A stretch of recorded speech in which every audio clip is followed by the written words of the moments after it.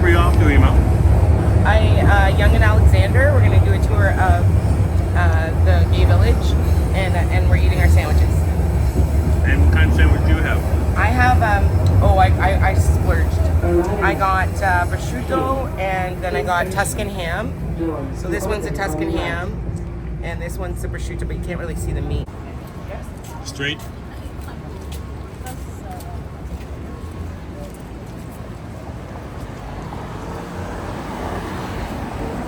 Yes, but we don't really have tickets. It's free. You don't need tickets for things that are free. No capacity on the street. Yeah, but the guy's got a clipboard. Okay, so are you going to pull your senior card? If we're called on it, I think we just stay close and don't engage until the thing starts and we follow. Stealing. By Oh boom. my. By boom. Sorry. Well, we could walk this way. Oh, I didn't really see that etching on the glass in front of the old clock tower from that direction, but from this direction I can I'm see it. curious to go in there and see what's going on.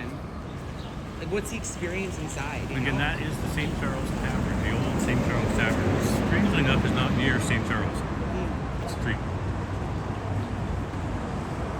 All right.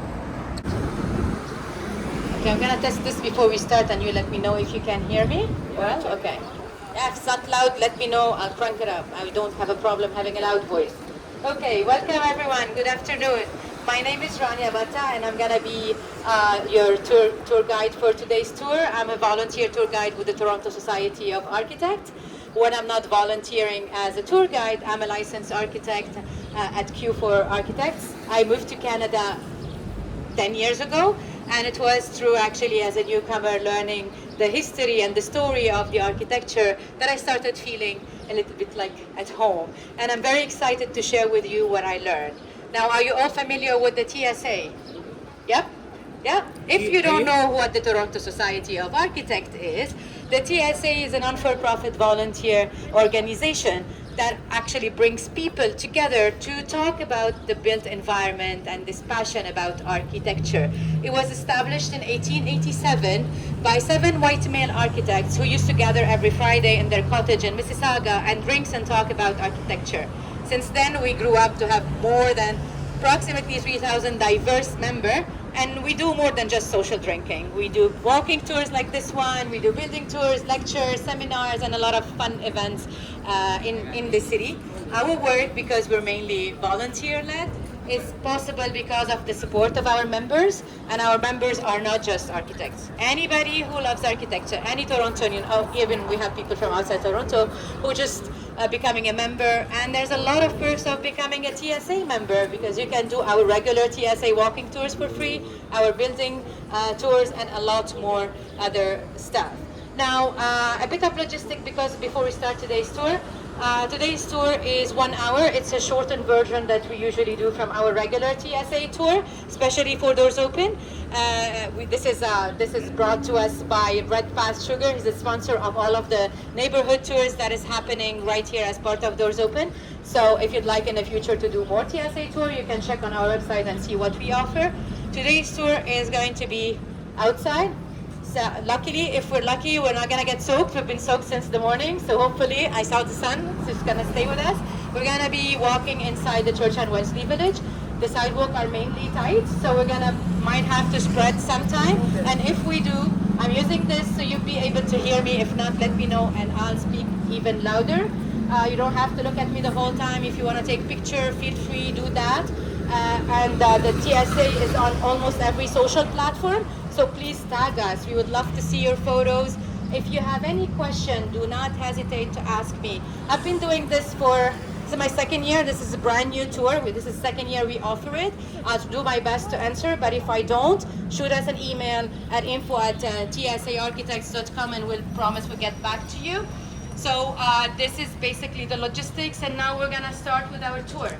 Our tour today is going to take us through the Church and Wellesley Village to talk about the evolution of the queer spaces in Toronto through the building, arts and landscape of the Church and Wellesley, which is often considered the heart of the 2S LGBTQAI community and one of the many gay villages that emerged in North America between the 60s and the 80s. Now, you know, probably everybody knows this acronym to LGBTQAI, or you might have heard a different variation of it, because trying to define queerness in itself is a very impossible act. Queerness is the fact that of having a sexual identity or gender identity that is different from the established norm. So when these social norms changes, our understanding and definition of queerness also change. Also, you know, queerness is very fluid, and this fluidity also reflects on the understanding of queer spaces. So for today's talk, we're just going to concentrate on talking about queer spaces, how they've been transformed, built, or adapted in the built environment to provide a safe spaces for the 2S LGBTQAI community.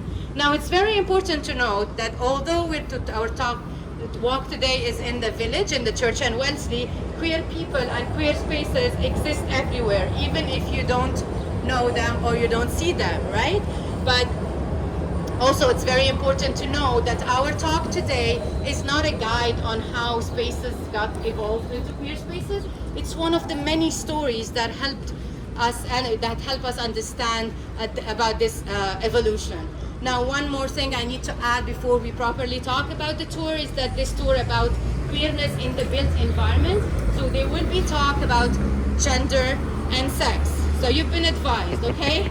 So now our today's tour is in the village, but the village, the way we know it today, or the way it's shaped today, only emerged in North America after World War II. Prior to that, queer people and queer spaces existed. We did not just happen to exist in the 50s. Before that, the British colonial rule had made homosexuality a crime that is actually punishable by prison, even death in Canada. So a lot of the early queer spaces in the city were anonymous and very discreet and sterile. Parks with bushes, plants, and few lampposts were ideal places for meetups between stranger but very dangerous, just looking for sex.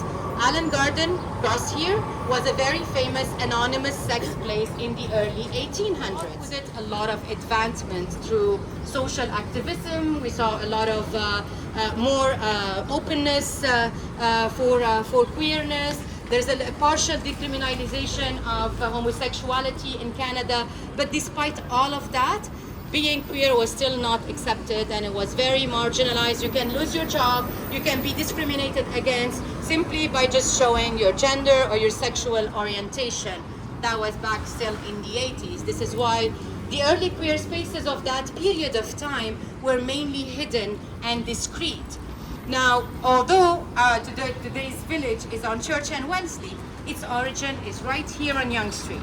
Now, you might ask me, why Yonge Street? Well, you're skipping, but you are correct. This portion of Yonge Street was known as the Sin Strip between the 50s and the 80s. So if you were here back in the day, you would know that this portion was home for a lot of adult shops, sex shops, a lot of massage parlors, and all of these things that were socially not acceptable at that period of time. And all of this neighborhood was surrounded by very old fabric houses, economically depressed, and home to a lot of marginalized communities and immigrants. So this was the perfect neighborhood to host another not wanted spaces or queer spaces. And if you look at that tower that our friend here was already been talking, look at that tower behind me. It is one of the last item remaining of one of the early spaces that opened right here on Yonge in the 50s.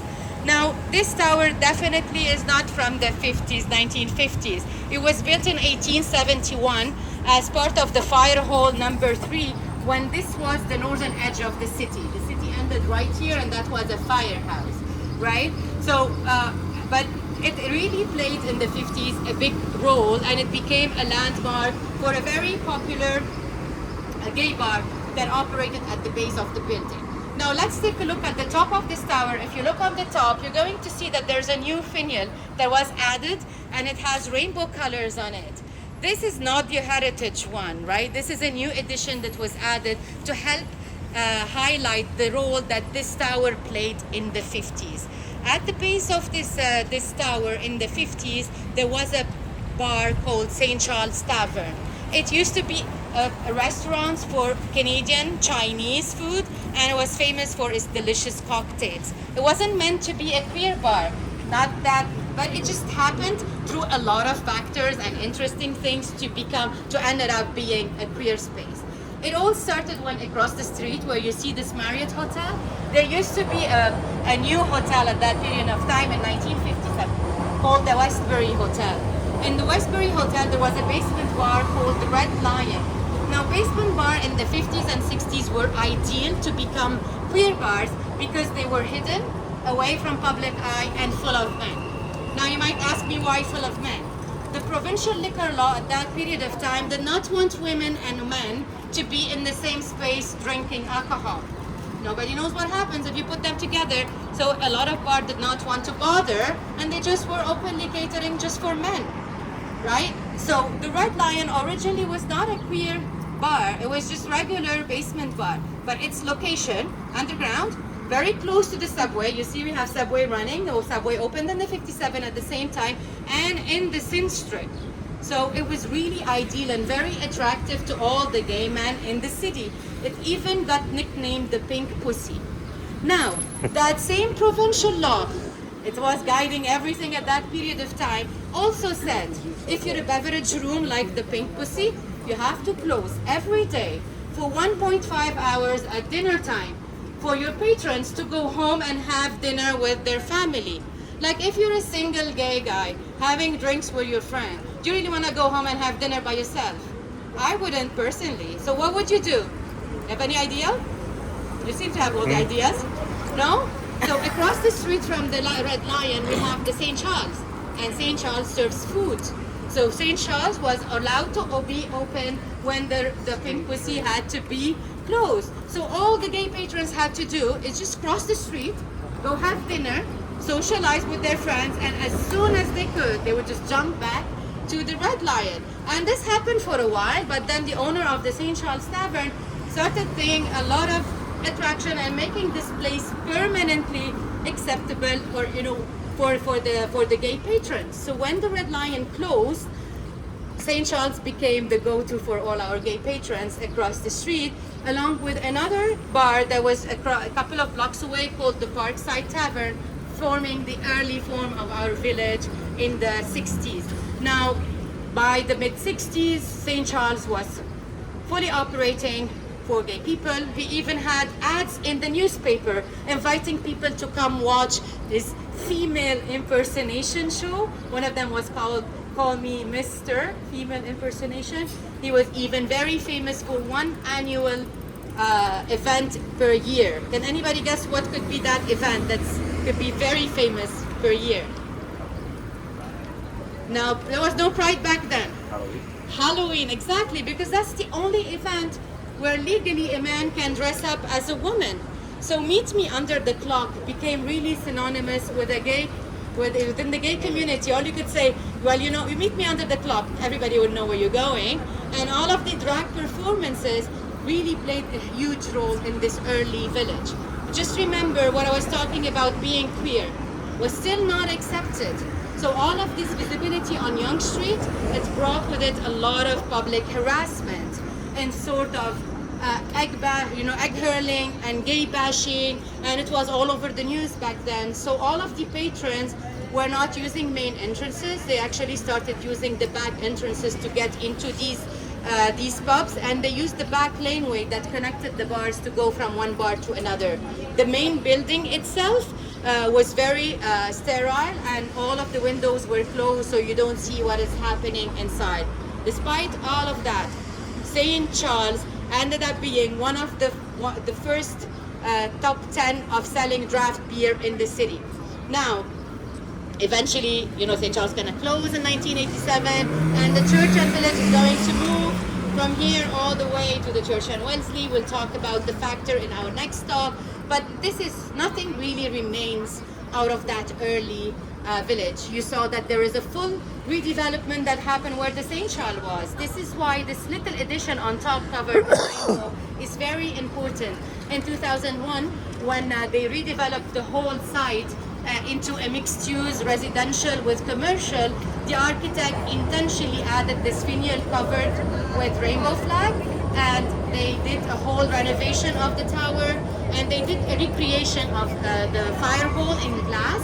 You could see it as glass recreation of that fire hall that was built then, and it was burned in 1931. This is a very important first stop because it really captured a lot of important themes that we talk about in this tour.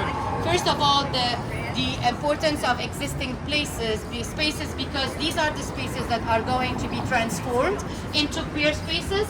A lot important of discreteness as part of the design of queer spaces. Otherwise, you're going to end up with eggs over your head. The third one is how a lot of these spaces were accidental or transitional and just to happen to become queer spaces. Now we're gonna walk all the way west to Church and Wellesley intersection. Like I said, this is a shortened version of our tour, so we will be skipping a bit of the stops that we usually do. So this way. Hello. Can I trouble you?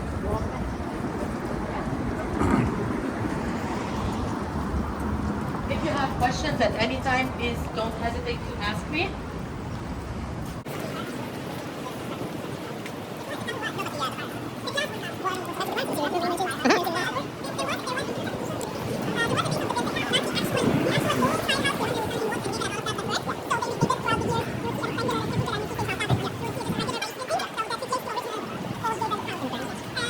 Something we add after it was read. This is Buddies and Valentine Theater. Usually on our regular tour, we stop here and we talk about it.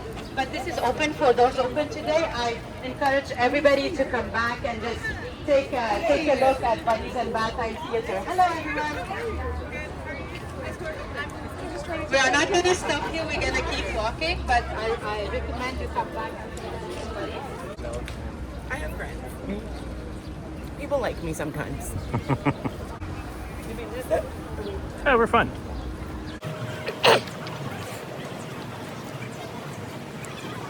I don't think we stopped here. I don't think Carmen being here was very gay positive. So let's imagine in 1950s, all of this area was old Victorian small houses that were in a very terrible shape. They were in a state of disrepair. They were home for a lot of marginalized communities, immigrants, who did not really have the money to move to any new wealthier suburbs that were developed at that period of time. Now, during the 50s, there was a move by a lot of politicians to try and clean up these inner circles because they're home to not accepted communities.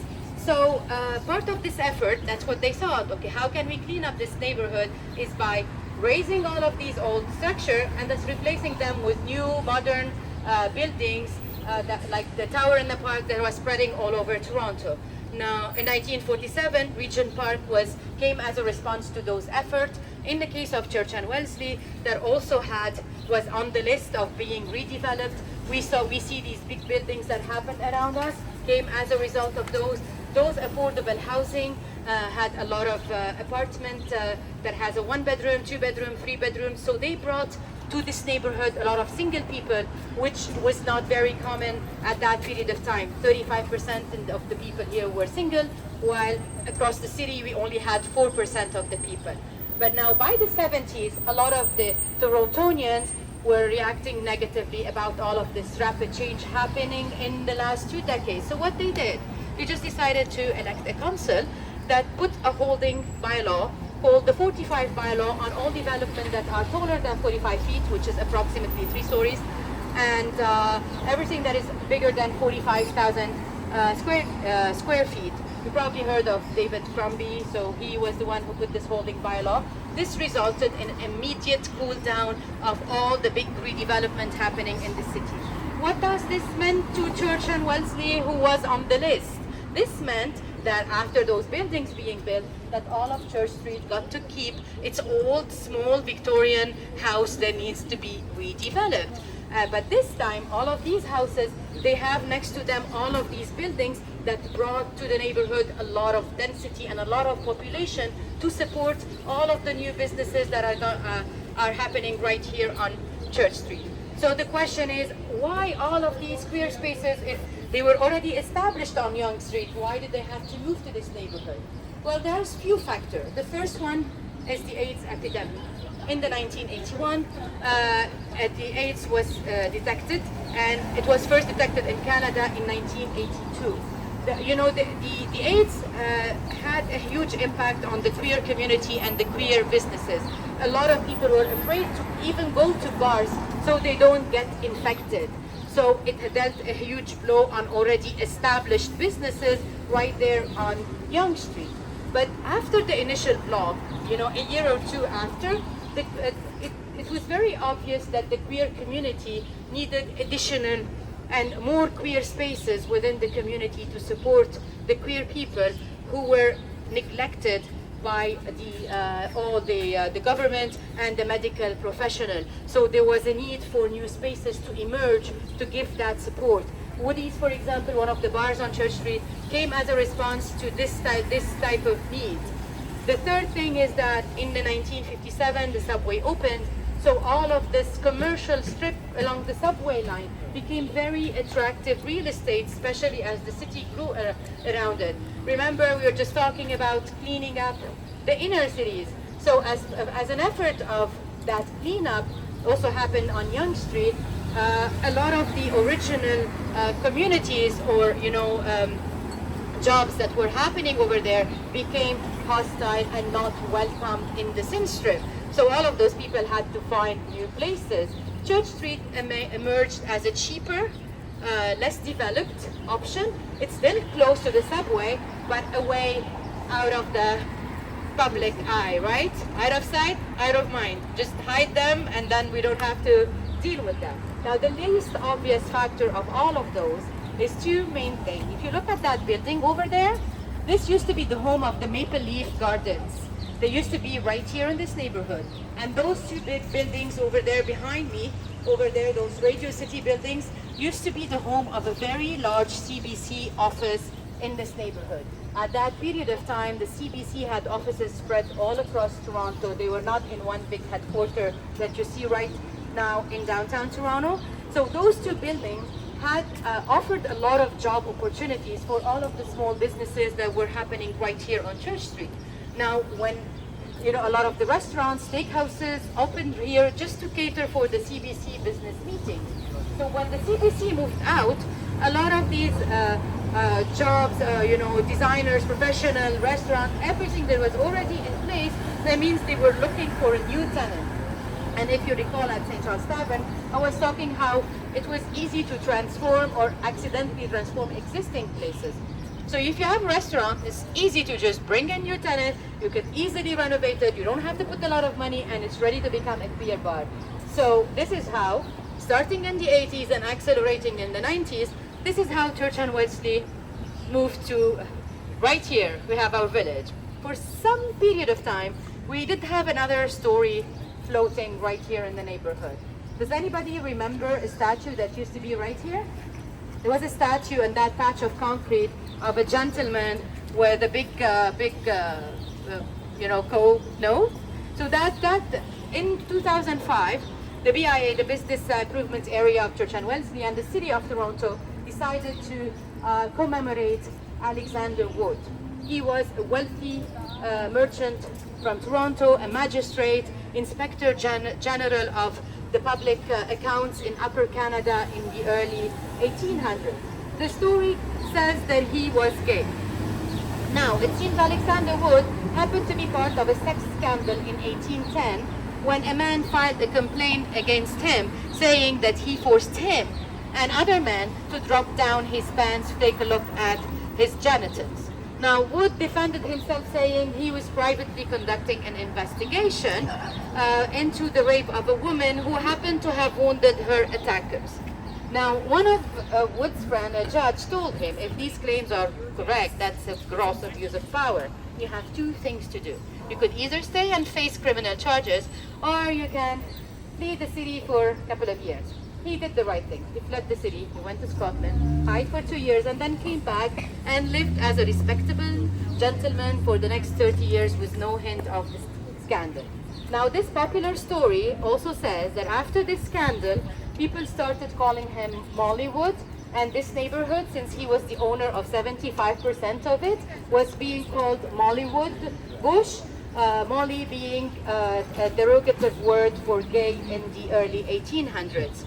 But you see, the addition of that statue right here in 2005 was an effort to historicize and bring history and why the Church and Wesley happened. But there is no evidence that Alexander Wood was called Mollywood, or this area was called Mollywood Bush, or in fact he was gay. And if in fact there was evidence, this means this guy really did abuse his power and got away with little or no consequences whatsoever. The Church and Wesley Village doesn't really need a colonial magistrate to justify its existence when it simply happened to a lot more interesting factors, as we just heard today. Now you might ask, what happened to the statue, why it was gone, right? In 2021, the public was made aware that Mr. Alexander Wood was also the founding father of the Society for Converting Indians, who was considered a repercussor of the residential school. So the same people who put it took it down in 2005. So now we're gonna walk through our village and go to our next stop, right here on Church Street.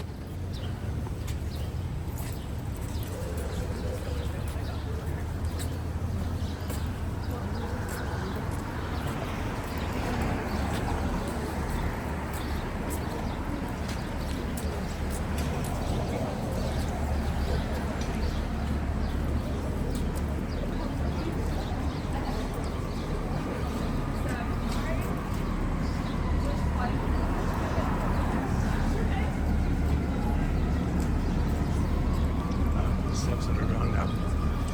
The second cup steps, which they took out, famous in Kids in the Hall.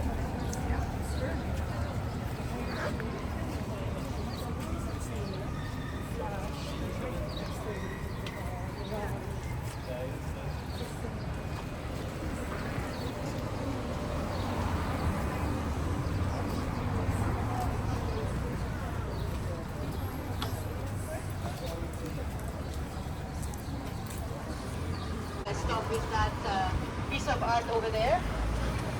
If this has a two different way of looking at it. So.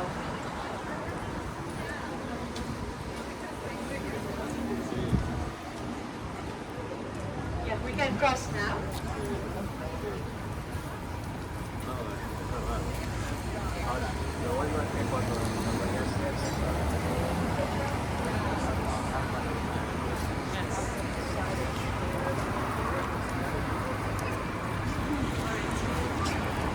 Good if you guys can line up and take a look. It depends how you're going to look at this piece of art. So this piece of art above me, it's called Full Spectrum. It was added right here in the neighborhood for Word Pride 2014 by Public Studio. It has a dual meaning, and it actually it represents the queer community in double way. From one side, when you take a look at it, you're going to see 102 colors that represent the Pride rainbow flag, so it's really festive and celebrating. If you look from the other side, you're going to see a midnight sky with reflected element that represent candlelight vigils for the people who died from AIDS. And in the middle, if you look right above me, you would see the reflective elements are creating a triangle, which is actually another symbol tied to the queer community that actually comes before the rainbow flag. So now it's a very good time to talk about these signifiers of queer spaces that often added on the buildings to indicate safe and inclusive safe spaces for the 2S LGBTQ community. So we're gonna start with the first one that is the most common and well-known, the Pride rainbow flag. I think that is the most internationally known signifier for the community. Now, the Pride flag originally was designed by Gilbert Baker in 1978. He got inspired by the actual rainbow in the sky, saying that is an actual flag in the sky. Now, who knows how many colors we have in our current rainbow flag? 6. Exactly. The 7 is the actual one in the sky. But you know that originally it started as 8 colors, including pink. The pink was a very, very hard color to mass reproduce at that period of time, so they had to drop the pink. A year after, Baker wanted, during the parade in San Francisco, to line up the color of the remaining color on two sides of the street and divide them on the line. Yeah, it's me calling you. Yeah, I just wanted to say, did you add three circle here? With our famous 6 colors that are on the rainbow flag, and you know each of these colors has an actual meaning. So in 2019, Daniel Quasar updated and created an updated version of the rainbow flag that's called Progress Pride flag. You can take a look on top of the building now that it's windy, and you can see our Progress rainbow flag. This flag actually is a merge of the original rainbow flag with an arrow that has 5 different color stripes. 3 of them, the light, the pink, and the blue, is actually the transgender flag designed by Monica Hans in 1999, while the other 2 colors, the brown and the black, are for the BIPOC community. That also has a dual meaning representing the people who died or still live with AIDS. The arrow has conveys a message that we still need to work forward toward a more inclusive and more support for transgender and BIPOC community. Now what you see here is another updated version in 2021 that includes the yellow and the circle, which is the intersex flag. It's very important to know that Jibril Baker left the creative right of the flag open so anybody can update as needed. He felt like the flag should be a reflection of the community, and if the community need to update that and design it in the future, they are free to do so. Now we're going to talk about the other symbol, which is a triangle, or more known as the upside triangle, and this one has a darker origin. So in the 30s and 40s in Nazi Germany, concentration camp prisoner had to wear an upside down triangle close badge with a color representing or indicating the reason of their imprisonment. The pink triangle was given for gay men, black was given for lesbian women, or any other, each one has a color. In the 70s, during the gay liberation, activists started using the pink triangle to bring awareness and remember those we lost in the concentration camps. And throughout time, pink triangle became a memorial for people who face oppression and persecution. So in contemporary architecture, we rarely talk about those symbolism in buildings, although they are a powerful way to bring visibility. The rainbow flag and the triangle are often added through temporary application to provide a visibility to queerness. Now in our next stop, we're going to see some symbolism that were already baked in the design of the building, making queerness a permanent feature of the building. So let's head to our next stop, also on using charts.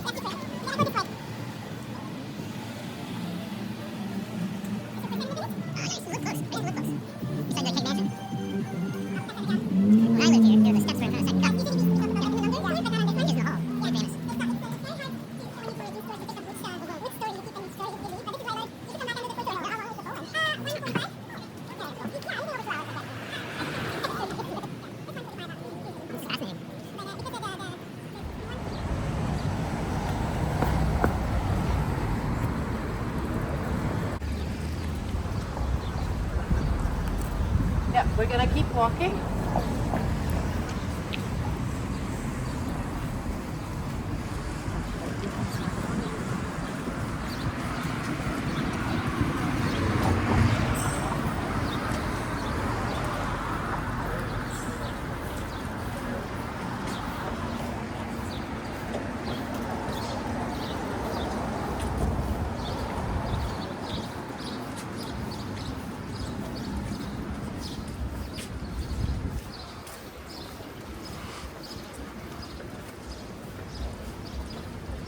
All right, this is our stop here. Let's try to line up. I don't know if there's mud, but we're gonna look at that building right across the street. So feel free to stand wherever. I think this is the only place where we don't have people that might bother us. All right. So most of the places that are in the village are existing places that were transformed into queer spaces. But this building behind me is actually a purposely built queer space, but or partially so. The building to the north was built in 1906, and it was the home of a lot of organization throughout its lifetime. It almost faced demolition in 1970, but was rescued in 1975 when it became the home for the 519 Church and Wellesley Community Center. Now, originally, this building was not supposed to serve the queer community, but it was the only community center in the city where the programming was approved by the community through a board of volunteers. So a year after it opened, the board received an application from the Huntley Youth Services to allow for a young man to use the space. Now, there was voting and it passed by one vote, changing the history of this building forever. Since then, the 519 is a hub of community life that serves not only the Church and Wellesley neighborhood, but also the broader 2S LGBTQAI plus community in Toronto area. Now, in the year 2000, between the 2000 and 2009, this building underwent an extensive addition and renovation done by Conch-Schneier Architects. They added this new building that is right behind me. This addition allowed the building to almost double in size, and it had an expanded programming, including a restaurant on the ground floor. The restaurant closed sometime in COVID, sadly. Now, the original design was to do the new building on top of the heritage building, but the architect was able to convince them to do a side addition instead. This allowed for a better preservation of the heritage building, but also at the same time it allowed the 519 to continue its programming while construction was happening. Now, this two-side addition resulted in two different distinct personalities. From one side, you have a very private, intimate, fortress-like brick and mortar building that contrasts with another one on the other side that is more open, contemporary, outward, and more in like happy addition. Those two sides represent the community this building serves. And also, it's almost like the role the 519 plays as a place of balance that at the same time offer a safe space for the people who needs it and a place for celebration and festivity for the other time around. Now, remember in my previous talk I was talking about symbolism and how it can be baked into design. Now, we asked the architect and he said there are three elements that were purposely added in this building to make queerness visible. Who wants to try and guess with me what could be? To help you, first of all, let's take a look at the street elevation, and let's take a look at those two different colors of brick that has a very distinctive shape. Can you try and guess what these shape could be? What are these two colors of brick giving you? L.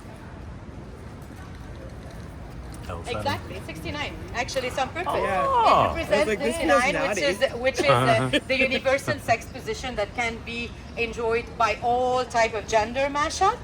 Now, let's take a look at the other building here on the south elevation. Do you see the letter E? Can you see in the brick, in the gray brick, the letter E? Try to remove the white, yes? Yeah. So this E is actually for equality, and it was on purpose added right here in the building. The third element that was added are the steps. We usually have in our regular tour a stop at the steps at Ginger that used to be a very common, well-known space in the 1980s where people used to gather, but we didn't stop on it because it's a shortened version. So the architect on purpose brought back these steps as a reference to a lost space in the village. Now, although this addition is a beautiful, new, purposely built queer space, but it was not the first one in the city. For that, we have to go back to the light, cross to the other side, and go inside the Barbara Hall Park. So, ready?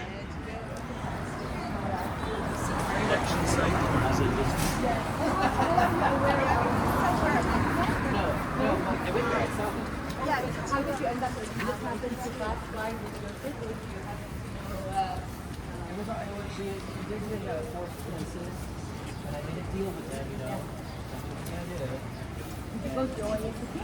going April for sure. We have a people thing with the We're also doing like we are building.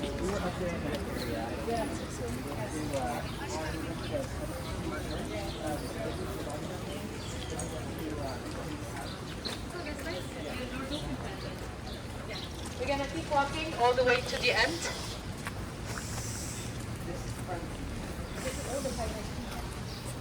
You can hear the side. All of this Barbara Halls are usually for big parties and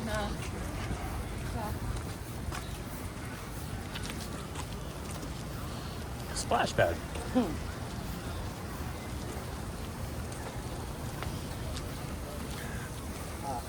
Nice big giant bird. Interesting, not bad.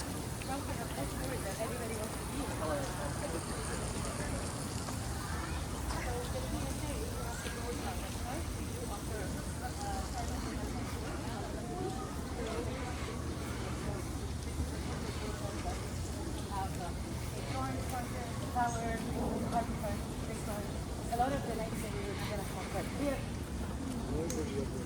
Hello. We're just here for the next 5 minutes. We're just, yeah? Yes, okay. All right. Feel free to sit. This is the only place where you have option to sit if you're tired. And there's a bench over there if you prefer not to sit on the floor. So we're here inside Barbara Hall Park. This is the last stop of our tour, the AIDS Memorial. Now, the AIDS Memorial was first conceived in the mid-1980s as a temporary wood memorial by activist, poet, writer Michael Lynch. He was a Canadian academician for gay studies in Canada, and he was a writing editor, contributor for the Body Politics. It was meant, when it was originally created, it was meant as a space to grieve people that died from AIDS.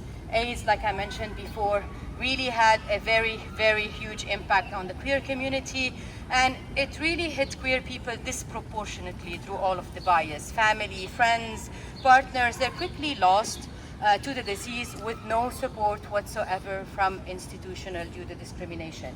This bias against the queer community led to further discouragement in testing and proper diagnosis, so only it led to further spreading of the disease. And the people who were not from the 2S LGBTQIA community, they disregarded the AIDS as the gay disease, and they even thought that the people who were infected were less worthy or even deserving of this, of whatever they're getting, right? So it was estimated that more than 24,000 Canadians were lost to AIDS epidemic till today. Now, the concrete memorial that you see behind me is a replacement of that wood memorial. It was awarded through a competition that was run by the 519 in 1993.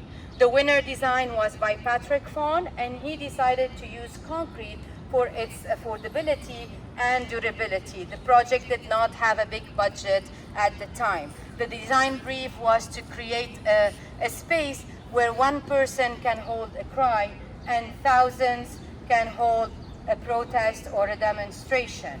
Now, these concrete pillars that you see all around me have stainless steel plaques all around them that are engraved with the name of people who died from AIDS. Names are added every year. The 519 takes care of it. People can submit the names of their lost one, and they're added every year on these plaques. There is a small walkway behind the pillars for one person to have that brief, intimate moment as per the brief. The first pillar has a poem written by Michael Lynch, who himself died from the disease in 1991. Underneath every of these pillars, there is beautiful rose bushes. You might see them here. They started growing right now, and flower plants. They usually bloom in the month of... Hello. I need some crystal. No, No. you're an asshole. You got some drugs? No, sorry. Drop that. So underneath this, all of these roses bushes are designed to bloom in the month of June. This is the month where usually they engrave the name, and they do the candlelight vigil every year. The idea was for people to clip those flowers and add them to the memorial as needed. Fawn wanted eventually the flowers and the plants to take over the concrete, some sort of life overtaking death, but the city was not very excited about this concept, so they kept all the bushes low.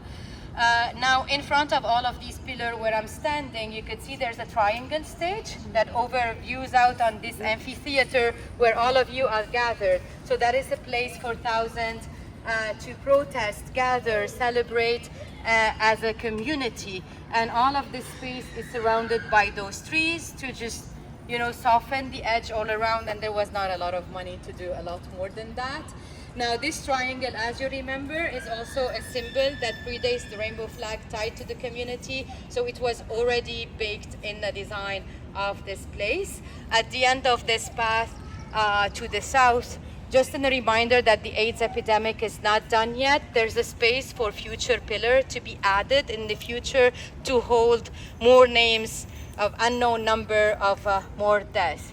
With this, we reached the end of this tour. I hope you learned a little bit more about queer spaces. Like I said, this is a shortened version for the Doors Open.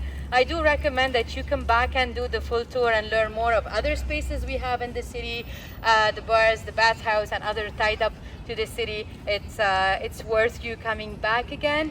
Now, the Church and Wellesley Village is really a very important part in our city because it really emerged organically with the right ingredients happening at the right time in the right place. And how are we going to preserve the Church and Wellesley Village while still allowing it to grow is one of the main challenges our city is going to face. But we do believe that understanding how important these spaces are is the first step. Now, there are work underway happening close by for another park at George Hislop Park. There's going to be another park that will celebrate queerness called The Dance. So new queer spaces are emerging in the city. Yay! So if you want to really learn more about other queer spaces, we do have on the Toronto Society of Architects website virtual tours for other queer spaces in the city. The TSA also offer other walking tours that maybe you would want to join and learn about other hidden stories in our cities. As part of Doors Open, since you're all here of Doors Open, the TSA also offers tomorrow Architects Talk with the theme of layered cities. You might want to join that. Open Studio also is part of the TSA, where a lot of architectural firms are opening their doors, so you can see where architects work and designer. Close by, we have the TAH and TMU, the School of Architecture of TMU DS, and if you go up to the OAA, we have Paper City, a family activity that can be done. My firm is close by, Q for Architects. You can go and see where I work if you'd like. So thank you again for spending this afternoon with me. I really hope you enjoyed your time, and thank you. Any question?